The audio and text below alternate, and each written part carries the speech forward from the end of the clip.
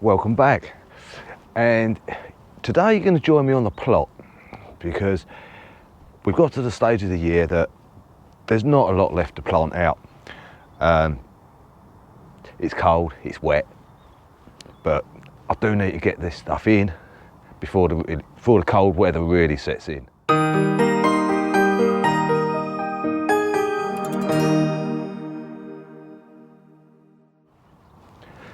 And it's also getting near that time for the bonfires, which is good. Although everything that I need to burn is still wet, we'll be putting it in the hut to dry out for a few days or weeks. Now there's still a lot of weeding to do and clearing, but I can get on with that in the next few months. Now this asparagus bed here, I come over this morning and I presume it's a fox, because as far as I'm aware, we haven't got badgers over here, has been digging down trying to get at the roots. So I normally leave the ferns until they've all gone brown and died back, but to try and save the roots, I've just had to bite the bullet and cut them down a bit, and then I'm going to cover it with a net, and hopefully that will keep the foxes out. We've got 4 beds here that are ready, and these are going to house my garlic and my onions for overwintering. Now they've been sitting in the greenhouse for the last couple of weeks. Some have got shoots, some haven't got shoots. Let me show you. Now I'm going to use these 2 beds for the garlic, and do you think they're ready to go in? Just a little overdue, I think. So I think we got 20, I think it was 24 we ended up with, and they've all done quite well. Obviously different stages, but apart from I think 2 or 3, they've all sprouted well. So I'm going to put 12 in each bed. Look at that. And with a bit of luck, we should have some nice garlic come next year. But we do want some really cold weather, which we didn't really get last year. That's probably why the garlic just ended up as a bulb as opposed to cloves. Now I don't know where I got 24 from. I've actually got 36. So that's 36 garlic cloves in. It's starting to rain a little bit, so I think I'll go and have a quick cup of tea before we start on the onions. I will pop something at the bottom of the screen to what variety these are, if I can find a bit of paper. Now, this variety of onion that we're going to be putting in this bed and the bed behind is Senchu, which is the ideal onion apparently for putting in autumn. Now in this bed last year, or this beginning of this year, we had a cracking crop of onions.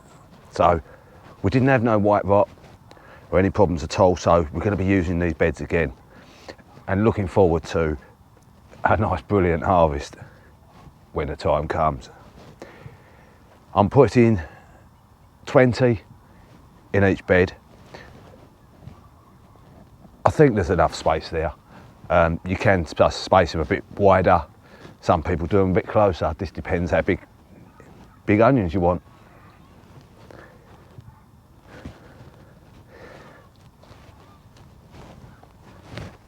And again, they've done really well in the greenhouse.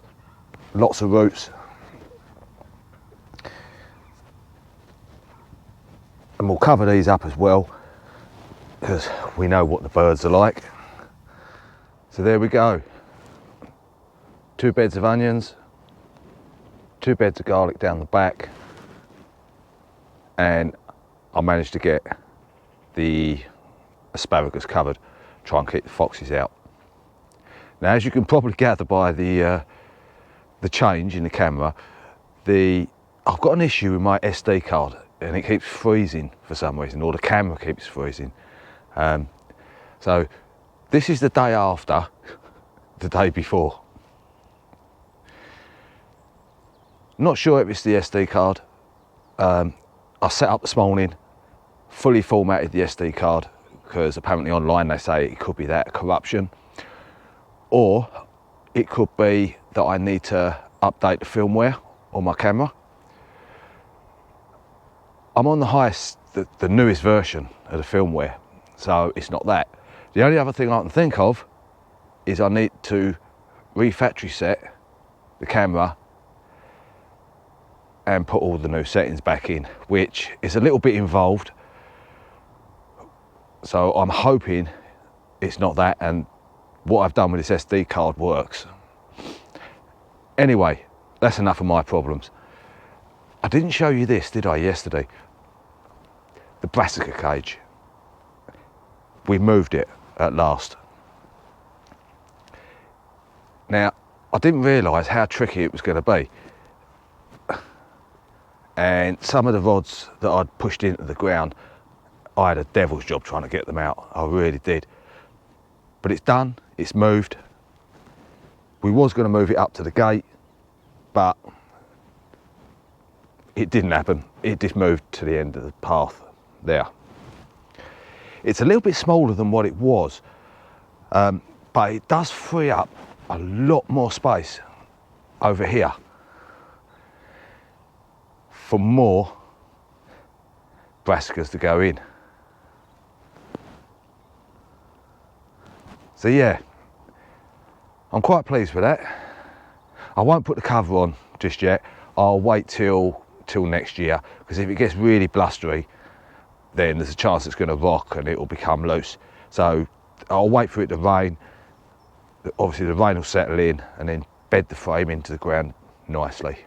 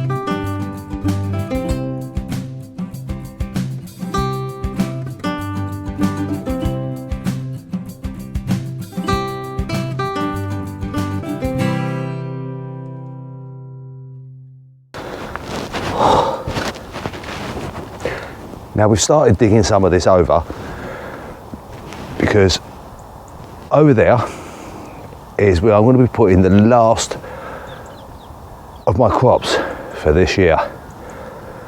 Whoa, I must admit, I'm not getting any younger. Now the last crop I'm going to be putting in for this year are going to be broad beans. They've been in the greenhouse. They've got a little bit leggy, to be quite honest, but we're going to put them in, and we're going to try and give them a little bit of support. I don't know how I'm actually going to support these. I'm just going to make it up as I go along and see what works. Now, I haven't looked up on the internet or anything of how to do do broad beans. I've tried them a few times over the years, but never had any luck. But they say that if you put them in the autumn, you tend to escape the black fly that tends to get all the tops of them. So I've got 3 trays of these. I'm gonna start putting them in there, and I'll be back in a bit. I need to find my trowel first.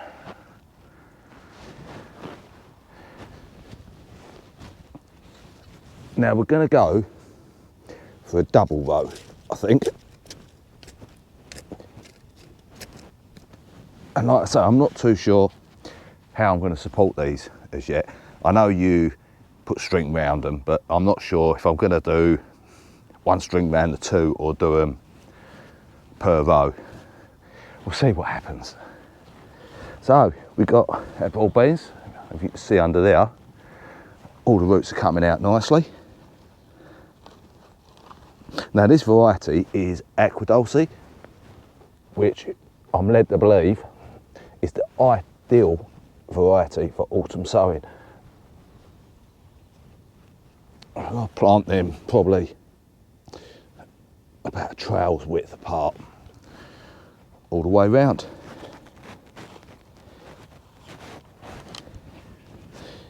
Might help if I dig a hole first.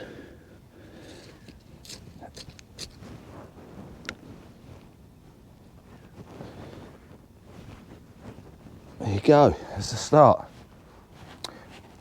2.5 trays to go. Right, they're all in at last. 50 plants, which I'm quite pleased with, to be quite honest. Now, as far as supporting them, I've decided, I did try the double method going for around 2 canes, but it didn't seem to work. So I've gone round 1 cane each end, just to give it a little bit of support. I will pop over, if I remember, every week or so, just to add another layer of string up the cane until they actually support themselves, if they do. But yeah, I'm quite impressed with that. Now I think the next thing I need to do, I need to keep the pigeons off, because as we all know, pigeons this time of year will eat absolutely whatever they can get their mouth around. Let me go and have a look in the shed, in my little box that I've got up there, and see what I can find. So what did we find? Well, we found some more netting. I thought I'd use this all up, but obviously not. Now I don't know how much is on here. There may be enough to do what I want to do, but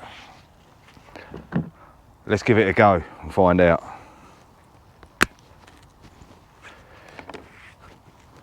I'm going to try, because it's such a big area, I'm going to try and just use what's on here. But if there's too much on there, then I'll have to cut it. Let's have a look. Now I did think this was going to be enough, but it's not. Okay, plan B. I'm going to need to put a cane and a bottle in the middle, I think. Try and give a bit of support. Yeah, I think that's the way forward. And I've got some more of this somewhere else. There you go. It's not ideal, but it's literally just to keep the pigeons from landing on the tops. If the pigeons want to get in, they're going to get in. But it's a little deterrent, that's all it is. So, a happy couple of days, onions in, garlic in, broad beans in. The sun's quite warm now, so I think for the next couple of hours, I'm going to cut this grass while it's dry-ish. So until next time, I'll catch up with you very soon. I do need to start work on the greenhouse, getting that ready for winter. So yeah, take care everyone. I'll see you very soon. Bye bye for now.